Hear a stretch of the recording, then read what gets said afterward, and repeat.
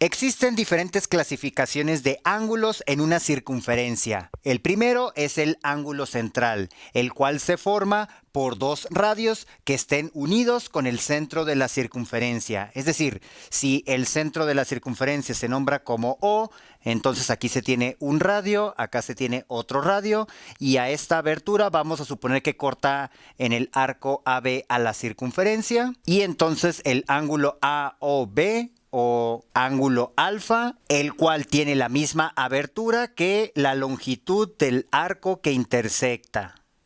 Por ejemplo, si se conoce un ángulo central que intersecta a un arco de circunferencia que representa de los 360, vamos a suponer 50 grados, entonces el ángulo central que lo forma también es igual a 50 grados.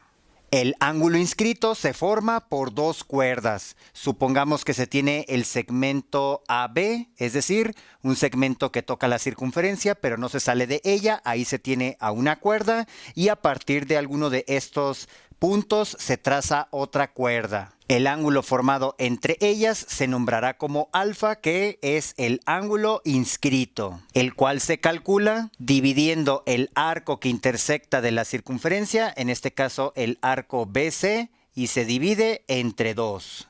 Por ejemplo, si el valor del arco que intersecta este ángulo inscrito representa 100 grados, entonces el ángulo alfa es igual a 100 grados entre 2, es decir, 50 grados.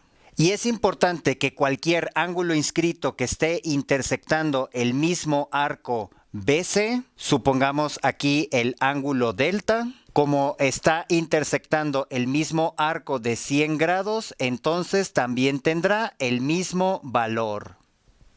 El ángulo semiinscrito se forma por la recta tangente a la circunferencia y una cuerda, donde el vértice es el punto de tangencia, el cual se nombra como A y el otro extremo de la cuerda como B. A esta abertura se le nombra el ángulo alfa, que es el ángulo semiinscrito, que tiene un valor igual al arco que intersecta, en este caso desde el punto de tangencia hasta donde termina la cuerda. Y a este arco se divide entre 2. Por ejemplo, si el arco AB es igual a 120 grados, el valor de alfa en este ejemplo es igual a 120 grados entre 2, es decir, 60 grados. Y es importante señalar que si hay algún ángulo inscrito que esté intersectando el mismo arco, por ejemplo, el ángulo ADB, que se nombrará como beta, al intersectar el mismo arco AB, por ser inscrito, tiene el mismo valor que el ángulo semiinscrito alfa. Ambos tienen un valor de el arco AB entre 2. Y para el caso particular que el arco sea igual a 120 grados, entonces también el ángulo beta es igual a 60 grados.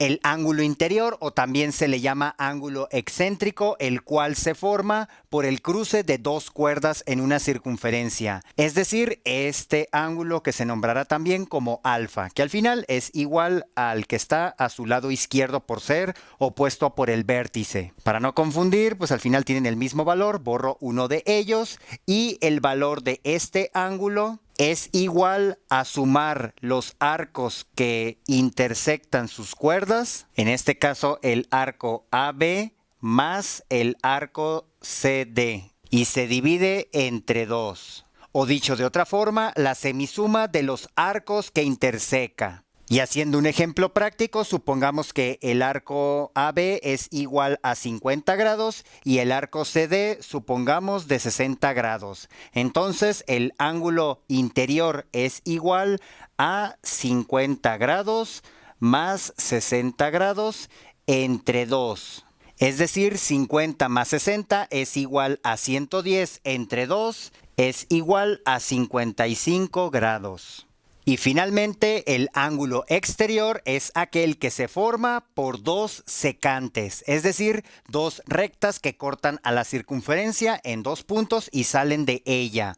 En el cruce de estas dos secantes se forma este ángulo exterior que también lo nombraré como alfa, el cual se calcula como la resta entre los arcos que interseca, es decir, el arco AB menos el arco CD.